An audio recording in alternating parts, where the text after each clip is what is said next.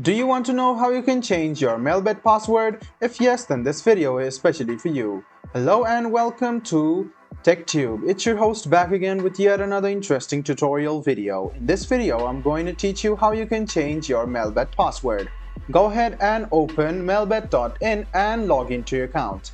The next step is to hover around your profile and click on Personal Profile, which is over here, and you can see Password. Go ahead and click on this pen icon, and the first step is to write down your previous password. This is your current password.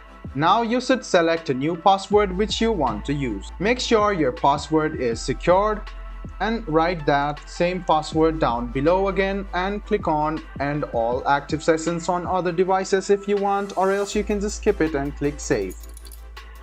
This way you can change your password. So first of all, you must select this on order. After you select this on order, click Send.